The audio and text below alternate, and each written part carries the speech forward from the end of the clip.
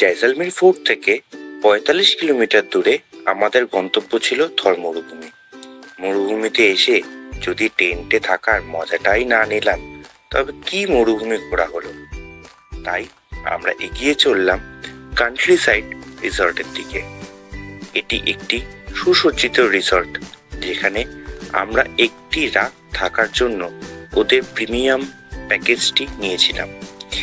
এই প্যাকেজে welcome drinks, সাথে ছিল ইভিনিংয়ে রাজস্থানী প্রোগ্রাম দেখতে দেখতে ইভিনিং স্ন্যাক্স এবং রাতের ডিনার, এবং ছিল পরের দিন ব্রেকফাস্ট। পুরোটাই এই প্যাকেজের সাথে ইনক্লুড ছিল। আর সাথে নিতে পেরেছিলাম সুইমিং পুলের মজা। মরুভূমিতে সাফারি করা, সেটা যেই সাফারি হোক, জিপ বা ক্যামেল বা অন্য কোনো সাফারি করতে গেলেও বা মরুভূমিতে সানসেট বা সানরাইজ দেখতে গেলেও এইরকম টেন্টে থেকেই করতে হয়। তাই টেন্টে থাকাটা আবশ্যক এবং টেন্টের মজা এবং অভিজ্ঞতা নেওয়াটাও জরুরি।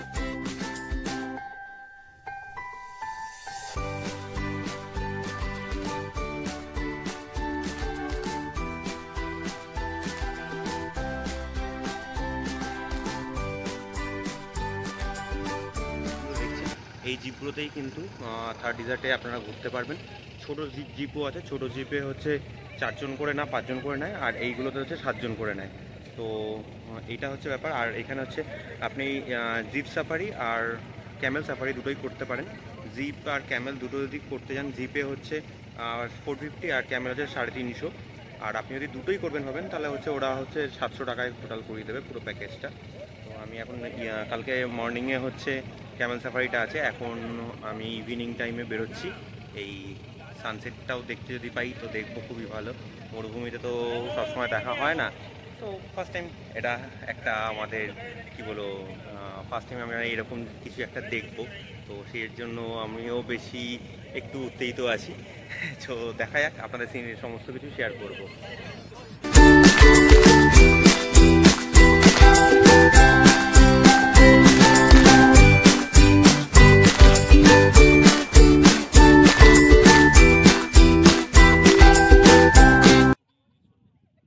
আমি এখন থর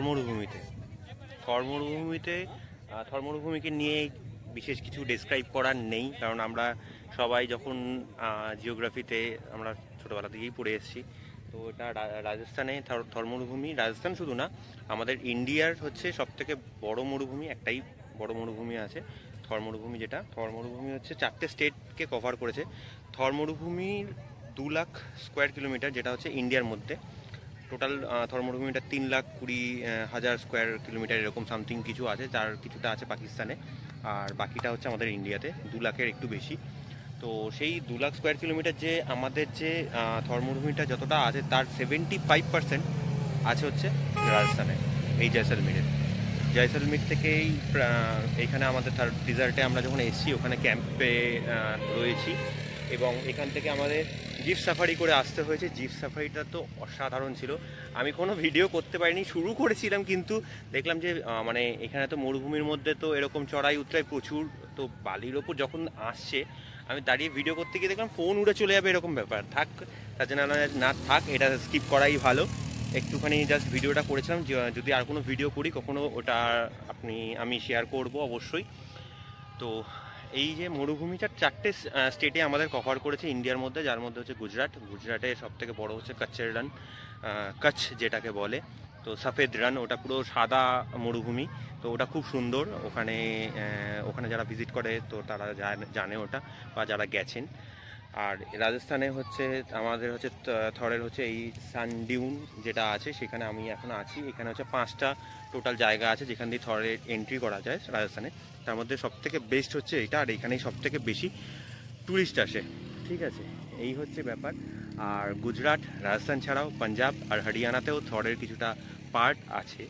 তো এইখানে আমি বিভিন্ন রকম রাইড আছে, এখানে অনেক রকম জিপ বা মানে ওই ছোটো গাড়িগুলো আছে, সেইগুলোতেও আপনারা চাইলে এখানে করতেই পারেন। আমি এখন সানসেটের অপেক্ষায় রয়েছি, সানসেটটা যখন হবে তখন আপনাদের সাথে ভিডিও শেয়ার করব অবশ্যই।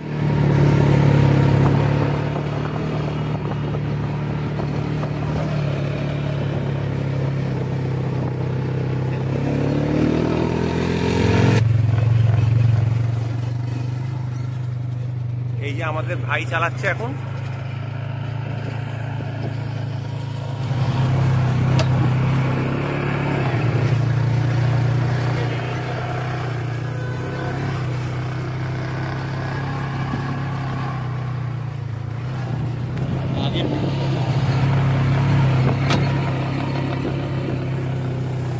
আমি তো বাইক রাইড করতে গেছিলাম, এদিকে বাবা আর কাকু দেখছি উট নিয়ে বেরিয়ে পড়েছে ওরা সহ, মানে একটু চক্কর লাগাতে।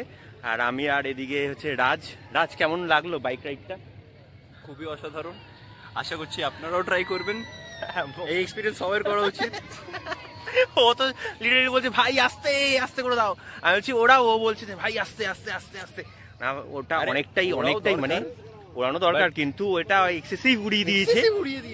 যাই হোক, ওখানে নামাচ্ছে ওঠাচ্ছে আবার, মানে দারুণ লাগছিল, খুব ভালো অসাধারণ অভিজ্ঞতা।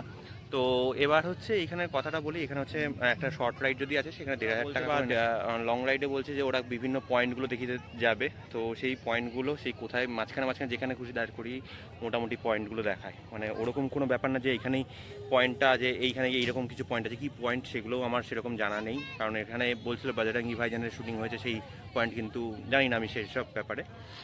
কিন্তু এখানে দেখলাম যে ওরা ১,০০০ টাকা আলাদা, মানে ১,০০০ টাকাটা ওরা বার্গেনিং যদি তুমি করো ৮০০-তে ওরা রাজি হয়ে যাবে, মানে দুজনের ৮০০। আর ১৫০০ টাকারটা বার্গেনিং করলে তোমার ১২০০ টাকাতেও নেমে যায় এই ইয়েগুলো, এই রাইডগুলোতে। আর হচ্ছে এখানে উট আছে, উট রাইড যেগুলো হচ্ছে ১০০ টাকা বা ১৫০ টাকা এরকম করে, ওরা ৩০০ টাকা দিয়ে শুরু করে, বার্গেনিং করলে ১০০ টাকায়। বাবা তো দেখলাম ১০০ টাকায় দুজনে, মানে ১০০-১০০-২০০ টাকায় হয়তো মনে হয় দুজনে করে এলো, এরকম কোনো একটা ব্যাপার। তো বলার হচ্ছে এটাই যে এখানে হচ্ছে আপনি যদি আসেন আপনাদের বার্গেনিং করতে হবে, পরিষ্কার কথা, বার্গেনিং না করলে কিন্তু হবে না। আর হ্যাঁ, আমাদের সাথে যে ড্রাইভারটা ছিল বাচ্চা ছেলে একটা, তো দারুণ চালিয়েছে বাবা, মানে ও 18 ইয়ার্সও মনে হয়নি, লাইসেন্স কে দিল ভগবান জানে। যাই হোক, কিন্তু দারুণ চালিয়েছে।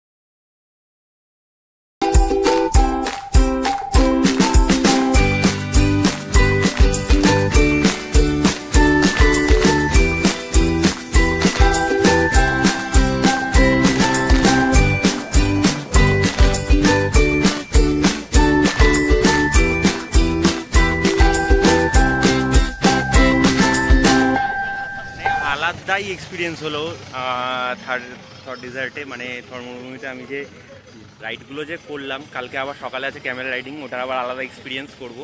ওটা সানরাইজ সানসেটটা তো খুব অসাধারণ লেগেছে।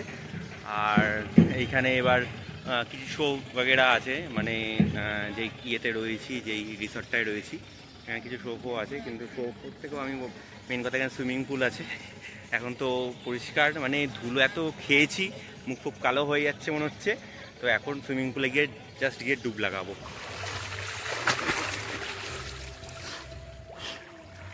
ও উল্টে গেছে। রাজস্থানের প্রোগ্রাম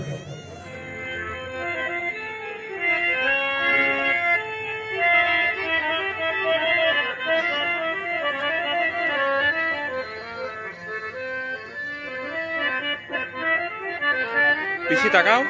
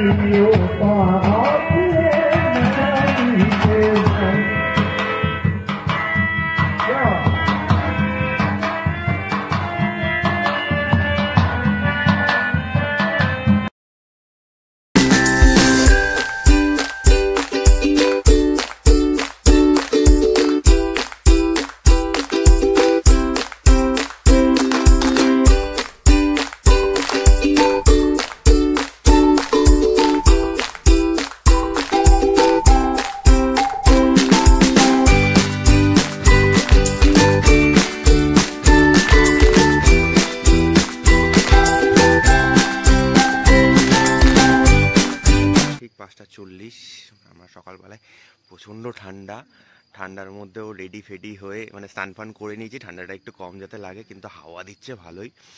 তো এবার বেরোলাম, বেরিয়ে এবার সানরাইজ দেখতে যাব। সামনে আমাদের উটগুলো সব রয়েছে অন্ধকারে কোথাও, আমি উটের জন্য ওয়েট করছি, একটা না দুটো এসছে, আমাদের অনেক বড় টিম। তো সবাই মিলে এবার সানরাইজ দেখতে যাবো।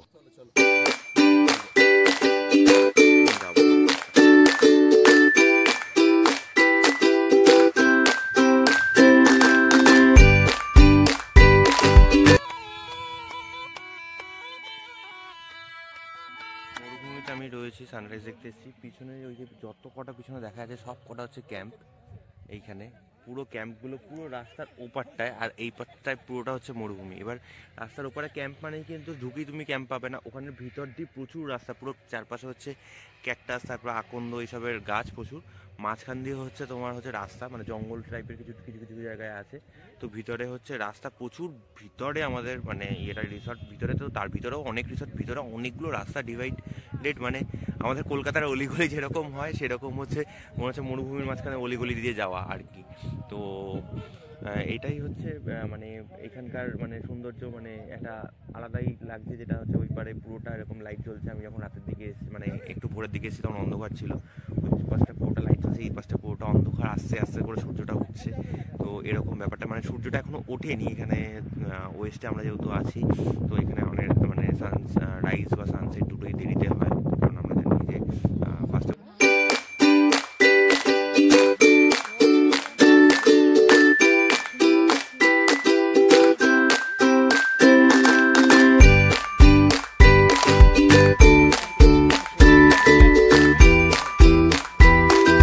আমি এখন প্রথম এসেছি, মনে হচ্ছিল যেন আমরাই একা, আর কেউ নেই। এখন পুরো স্কুলের গ্রুপ পিছনে একটা পুরো গ্রুপ, এইদিকে গ্রুপ পুরো সবাই, প্রচুর এখনো ওদিক দিয়েও প্রচুর লোক আসছে অপোজিটে, কিন্তু সূর্য এখনো দেখতে পাচ্ছি না, এটাই হচ্ছে কথা, মানে সূর্য এখনো উঠতেই পারেনি, এই মেঘলা মেঘলা রয়েছে। সানরাইজ আদৌ দেখতে পারবো কিনা সেটাই জানি না, তবে কালকে সানসেটটা খুব ভালো দেখেছিলাম। সানরাইজের জন্য সূর্য দেবতার জন্য অপেক্ষা করছি, সূর্য দেবতা যদি আমাদের একটু দেখা দেখা দেন।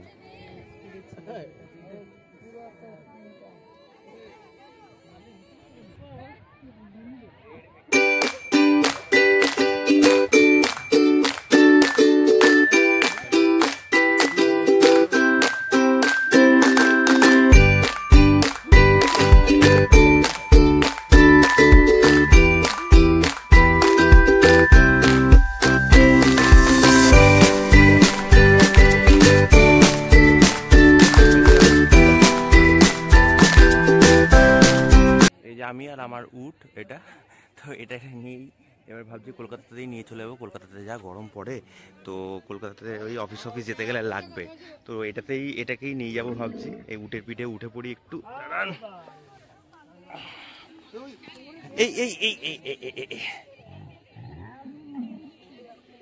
চলো, উঠে পড়েছি, এই যে